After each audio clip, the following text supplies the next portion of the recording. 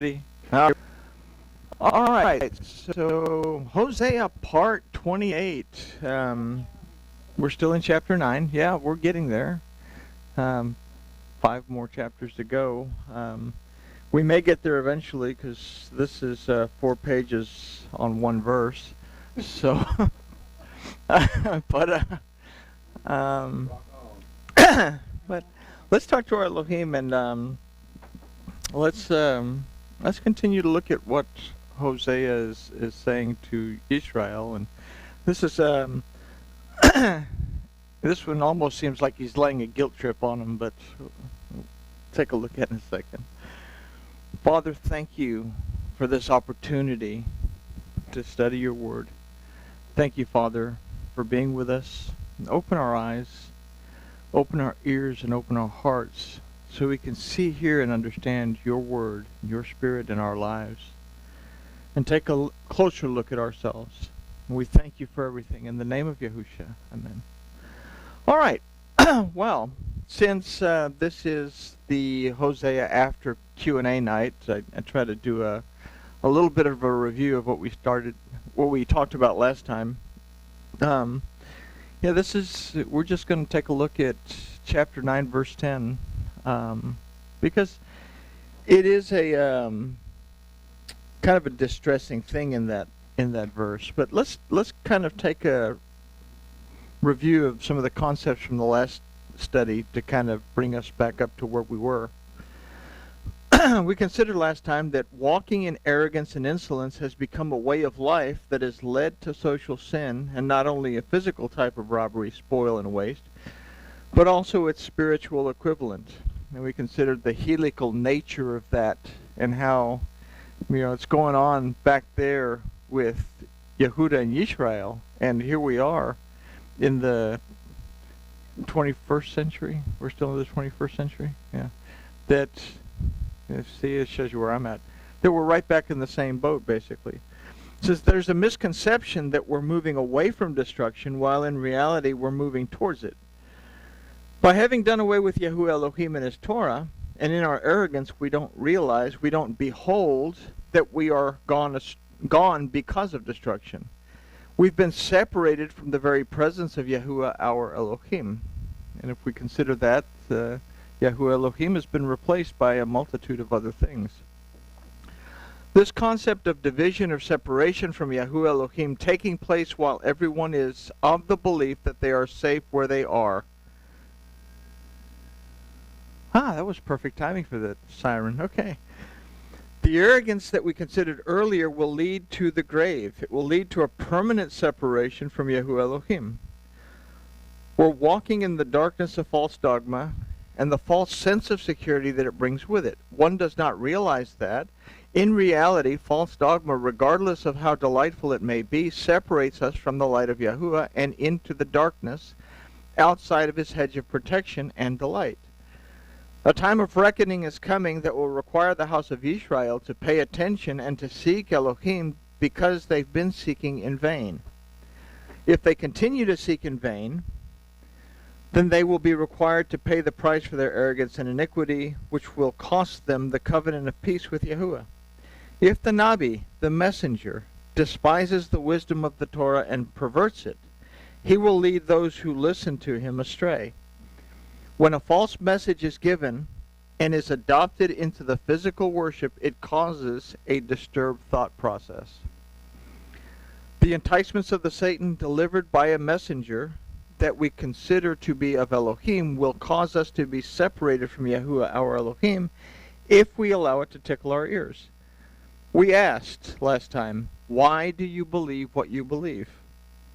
Is the message, or is the messenger's message based in Torah, or does it find consistent agreement from the beginning all the way through the end? We considered those who are fruitful are the ones that remain closely attached to Elohim by being careful to be observant and to keep a watch on what the word of Yahuwah says. We must produce good fruit by attaching ourselves to the word of our Elohim and then being closely observant to what it says. And then we concluded the study by asking, is it better to remain behind the walls of a false religious kingdom, or is it better to enter into Yahuwah's hedge of protection and become his delight? Why do you believe what you believe? Are you seeking carefully, paying close attention along the way, or are you seeking in vain, having your vision and clarity obstructed by a false message that causes your thought process to be disturbed? So that was kind of a recap of all the main points from the last study. And if we'll take all of those and kind of store them as we look into this study, we'll see where the thought process that Hosea is following with Yisrael is a continuance in stages of helping them to understand where they are. I say we're going to look at chapter 9, verse 10, that it's almost as if he's trying to lay a guilt trip on them, but let's take a look. Verse 10 says, I found Yisrael like grapes in the wilderness. I saw your fathers as the first ripe in the fig tree at her first season. But so soon as they came to Baal Peor, they separated themselves unto the shameful thing, and became detestable, like that which they loved. So, we have to kind of start to break it down into itty-bitty pieces. We'll begin with the phrase, I found Yisrael like grapes in the wilderness. So the word used for grapes in this phrase is enav. It means grape, but it comes from an unused root that means to bear fruit. That word enav literally means to bring forth fruit. If we take a look at the Paleo-Hebrew of this word, we can consider the perception or vision from the Paleo-Hebrew eye, that is the ayin. We have the little seed that's sprouting a root that represents the nun, that represents growth or continuance. And then we have what looks like a tent, that is the bait, that represents a house, a tabernacle, a temple. So from the root enav, meaning grapes, we can consider an idea of perceiving or a vision of growth and continuance of a fruitful house. The perception of growth or a vision of continuance, growth and continuance of a fruitful house. The word for found in this phrase is matzah, that also means to exist, but it also means to detect and to encounter.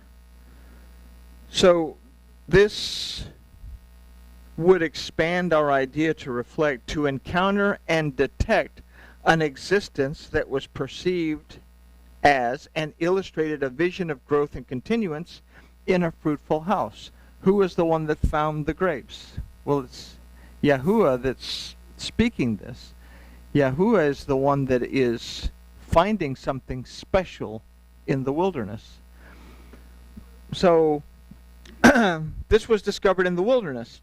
Bamidbar, a word that can also mean mouth. But the root of this word is dabar, that means a word. It means to speak, to proclaim, to teach, and to declare. So if we add this into the idea that we're formulating, we can consider that what Yahuwah perceived that he had encountered was an existence that was perceived as and illustrated a vision of growth and continuance in a fruitful house that would carry his word and speak, proclaim, teach, and declare it.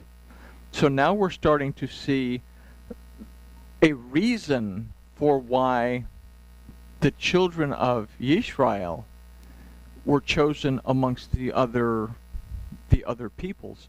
But we're going to see more as this begins to unravel. We can consider that he chose the children of Israel because he saw something in them that was not in the other descendants of Noah. So if we consider this idea and contrast it to Yahuwah's declaration to Moses at Shemot 19:5 and 6, we can consider this concept to be truthful. What did he say at Shemot? It says, "Now therefore, if you will perceive, discern, and understand my voice, indeed, and treasure, preserve, guard, and observe my covenant, then you shall be my own treasure from among all the people. For all the earth is mine. I could have picked anyone. I'm choosing you. And you shall be to me a kingdom of ministers and teachers, and a set-apart nation. These are the words which you shall speak to the children of Israel. So everything that we've considered to this point is hinged on the right choice in the name Yisrael.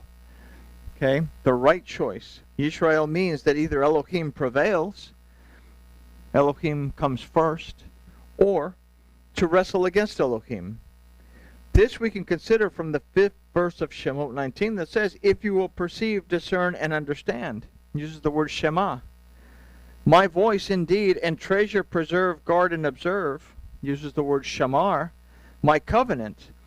Yahuwah saw something in Yisrael, and as such entrusted Yisrael with the task of bringing his word to the world.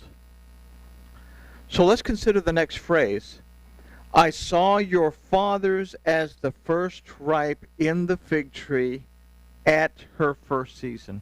So this would kind of give us an idea as what he saw that was so spectacular in the fathers that made that choice that Bnei Yisrael would be it. Let's consider, we begin this with the word kevik kura, that means the first ripe, but it also means first fruits. The root of this word is bikur, that aside from first fruits, also represents the first fruits of the harvest that are presented to Yahuwah Elohim. The root of this word is bakar, that means firstborn, or one who has been given the birthright. So we have to first consider the first 3 days of Pesach. Passover and the first day of unleavened bread were days of redemption, deliverance, and restoration. What happened on these days? Passover, they prepared everything, and they got ready, and they put the blood on the doors. Unleavened bread, the destroyer came. So the blood on the door said, hey, this one's been paid for, this one's been paid for, this one's been paid for. They were delivered from death because of that. And then, shortly after that, they're told, you're free, get out of here.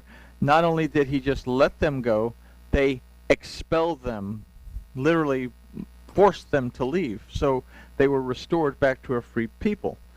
But the third day of that was first fruits, where the unblemished first fruits of the harvest were presented to Yahuwah. What we can consider is that Yahuwah perceived was a redeemed, delivered, and restored people that were unblemished and ready to feed the world. Yisrael was born. They were created with the birthright to do exactly this. Now the word for fig tree in this case is tanah.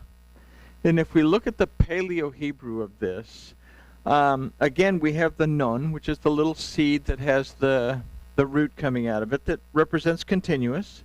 And then we have the head of a bull for the aleph that represents might or power. The aleph also is a representation of Yahuwah Elohim. So we can consider a continuance of the power of Yahuwah Elohim. So the continuance of the power of Yahuwah Elohim. And this is a really, really remarkable concept when we consider that one people were chosen to carry the message from one set of instructions to the world, where you had a multitude of different religions, but it was this people that were chosen by the one true Elohim to carry a message to the world, to bring the world into an understanding of the existence of Yahuwah Elohim. So from that we can consider that what Yahuwah perceived was a redeemed, delivered, and restored people that were unblemished and ready to feed the world. Yisrael was born. They were created with a birthright as an existence that was perceived as and illustrated a vision of a growth and continuance in a fruitful house that would carry his word and speak, proclaim, teach, and declare it, and proclaim, teach, and declare the continuance of the power of Yahuwah Elohim. This is what Hosea is telling them. You were chosen to do this. This was your job. You had one thing that you had to do. Go teach the entire world about Yahuwah Elohim. Be a light to the nations. Be a nation of Kohanim set apart to my service. So, this is perhaps what is so disturbing about Hosea, realizing that Israel was created for this purpose, yet chose to stray away into false worship, becoming separated from Yahuwah their Elohim, and the work that was theirs alone to accomplish. So the next word to consider in this phrase, I saw your fathers as the first ripe in the fig tree at her season, is the word bereshitah, that is used to say at her first season. The root of this word is reshit, that means the first in line. But we also recognize this word as meaning the beginning, and we recognize bereshit as meaning in the beginning. And it's the first word that we find in the Torah. The word resh also means authority, as in the chieftain of the tribe. He's the first one. He's the highest in the order. Resh also means the summit, the peak. This is the highest you can get. So what we can consider is that Israel was specifically chosen and given the authority to proclaim, teach, and declare both the word of Yahuwah, his esteem, and that his power would continue. So they were a people that were not only set apart to the service of Elohim, given the message to bring to the world, but they were also given the authority of Yahuwah Elohim to bring it to the world. So he's really laying it on thick to Israel. You were chosen to do this. Elohim trusted you. He's acting like the Jewish mother. I trusted you. And what did you do? You went out and you didn't. Yeah. Anyway. So if we take into account that within the first verse of Bereshit, we find a concept of the realm of Elohim being reattached to the realm of the Adam, we can consider that the work that Israel was to accomplish was vital to all of humanity. It wasn't just a Jewish thing. In fact, the idea of a Jewish thing didn't exist at this time. The last two words in this phrase are ra'iti, I saw, and avotechem, your fathers. The words ra'iti comes from the root ra'ah, that means to perceive, discern, consider, and regard. So we can consider that Yahuwah saw, considered, regarded, and discerned that the fathers of Israel were the right choice. Okay? So we might ask, why? Why did he pick the fathers of Israel? Who are the fathers of Israel? We go back and we start with, we can say Yaakov and then go back to Yitzhak and go back to Abraham, but it goes back further than that, and we back it up all the way back to Noah.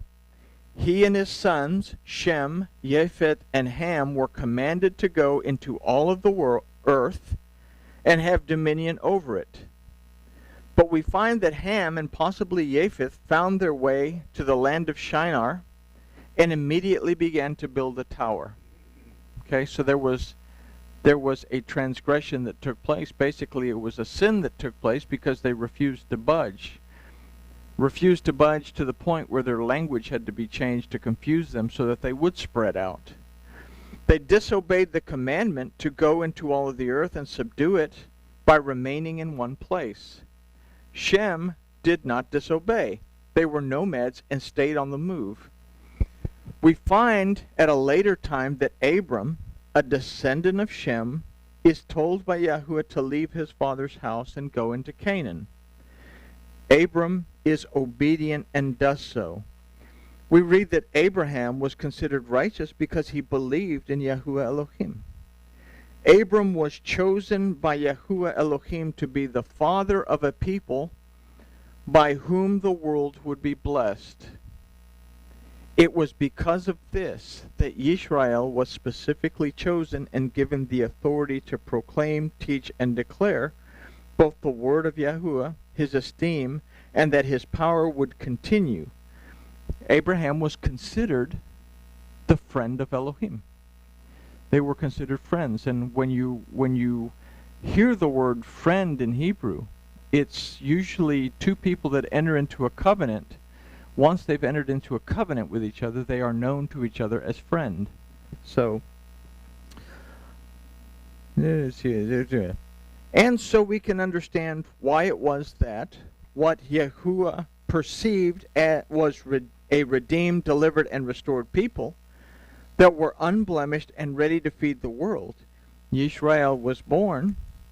They were created with the birthright as an existence that was perceived as and illustrated a vision of growth and a continuance in a fruitful house that would carry his word and speak, proclaim, teach, and declare it, and proclaim, teach, and declare the continuance of the power of Yahuwah Elohim. So somewhere along the line, this message has been lost, because that's not what we seek to learn from the Bible, is the esteem of Yahuwah Elohim, the power of Yahuwah Elohim. We get sidetracked into whatever dogma and doctrine is being taught today, so in a sense we're right back doing the exact same thing that Yisrael started to do. If Yahushua said, go to the nations and immerse them, teach them and immerse them in the name of the Father, the Son, and the Ruach HaKodesh, we've turned that into an idea of, okay, well, we have to go baptize everybody in the name of the Father, the Son, and the Holy Spirit. Immerse them in the teaching so that they know about the Father, the Son, and the Ruach. But it was supposed to go to the Jew first and then to the Gentile. It didn't quite work out that way, because had it gone to the Jews and the rabbis would have actually looked at it, they would have began to discern and understand what the Bezoras were saying, and they would have brought out a true and correct interpretation that was based on the word of Yahuwah Elohim and the prophets, as opposed to something that was based on Greco-Roman thought processes that belonged to the Gentiles. So, but the tragedy is always found in choices. This tragedy is found in the final phrase of the verse. But as soon as they came to Baal Peor, they separated themselves unto the shameful thing and became detestable, like that which they loved. So let's consider the phrase, but as soon as they came to Baal Peor. This verse should actually say, they went like Baal Peor. The word for they went is ba'u, that comes from the root bo, that means to enter into, to be led into, and to be carried into. Okay, it means a whole lot of other things, but to enter into, to be led into, and to be carried into. The word used for like is hema, that actually means they, as opposed to the word like. So this would give the phrase a meaning of they went into, they were led into, they were carried into. You can say that they went into is a personal choice. I can choose to go into, I can choose not to go into. The second one, they were led into, is still a choice, but someone convinced them to go into. The last one, they were carried into, is whether they wanted to or not, they were picked up and physically moved into it. Okay? So this would, whichever the case, they came to Baal Peor, that means the master of the the gap. Baal was the supreme male deity of the Canaanites. And it's interesting to note that this name also means a husband. Thus, if Yahuwah divorced Yisrael at the beginning of Hosea and Yisrael married another husband, she would not be allowed to return to the first husband, Yahuwah. So what happened? Yisrael was married to Yahuwah, but they left Yahuwah, unfaithfully committed adultery with Baal, and Baal became their husband. So at the very beginning of Hosea, we remember he issues the get, the same words that are found on the get today. I am no longer your husband, and you are no longer my wife. I divorce you. Okay? So only through the death of Yahushua would Yisrael be allowed back into the house of her dead husband by being redeemed by the next of kin. Now the word peor means a cleft or a division. This was also the name of a deity that was worshipped in Moab. Now the concept of a cleft in the rocks in the Torah always indicates a division or a separation from Yahuwah Elohim. So thus we can consider that whether Yisrael was led into or carried into a false worship and belief is not relevant. The fact that they chose to enter into a false worship that separated them from Yahuwah their Elohim is what is relevant. So ultimately it comes down to, sound like I'm talking to my children, the choices that you make are your choices. Those consequences belong to you. You can't blame someone else for leading you into something because you chose to believe them. And you can't blame someone for physically forcing you to do it because you still chose to get yourself in the situation where you would. And we find that in both the cases of Yehuda and Yisrael, they were both carried in because they ended up in captivity, and they ended up in these places that Yisrael totally and completely fell away and were dispersed within the Gentiles. Yehuda chose to come back, but they got farther and farther away every time they encountered a separation. So, again, whether Israel was led into or carried into false worship and belief is not relevant. The fact that they chose to enter into a false worship that separated them from Yahuwah their Elohim is what is relevant. So what we consider from this is that the concept of being forced into false worship is an illusion. We choose it. What we consider from this phrase is that even though Yahuwah chose Israel and saw in them a potential to carry his word to the world, they chose to separate themselves from him and pursue false worship.